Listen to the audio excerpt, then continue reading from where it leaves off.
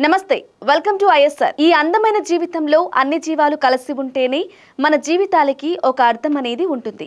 మన భూమిపైన ఒక జీవితో మరొక జీవి ఆధారపడి జీవిస్తుంటుంది అంటే ఎవ్వరూ నమ్మరు। మానవులచే కంట్రోల్ చేయబడే ఈ బిజీ ప్రపంచంలో జంతువుల యొక్క విలువలని తెలియపరిచేదే ఈ రోజు మన ఐఎస్ఆర్ టాపిక్। జంతువులు చేసే విసర్జన వల్ల ఈ ప్రపంచంలోని 80% భూమి సారం అవుతుంది। తుమ్మెద ఒక పువ్వుని కదిలిస్తేనే ఆ పువ్వు వికసిస్తుంది। పువ్వు వికసిస్తేనే కాయ అవుతుంది। ఆ కాయ పండవుతుంది। ఆ పండు పక్షులకి ఆహారం అవుతుంది। ఆ ఆహారం తిన్న తరువాత పక్షుల భూమిపైన చేసే విసర్జనలోని గింజల వల్ల అడవులు ఏర్పడతాయి।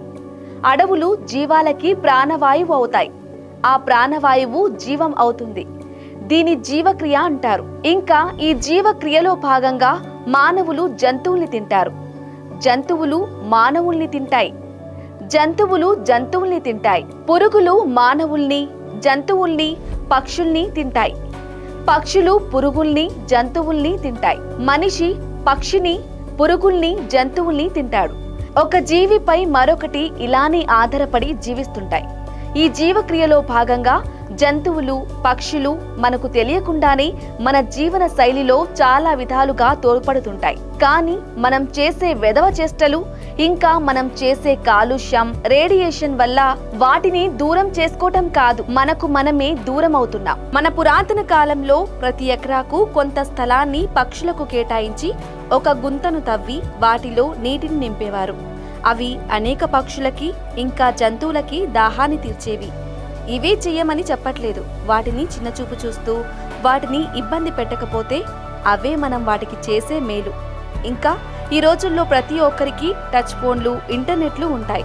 మనం అనుకుంటే ఆపదలో ఉండే జంతువులకి సహాయం చేసే animal welfare local help line numbers అనేక వెబ్సైట్ గూగుల్లో దొరుకుతాయి।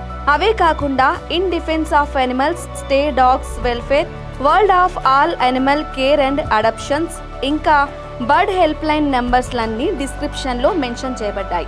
జంతువుల సంక్షోభ సమయంలో వాటి జాగ్రత్తలు కోరేవారే తెలివైన అసలైన మానవుడు।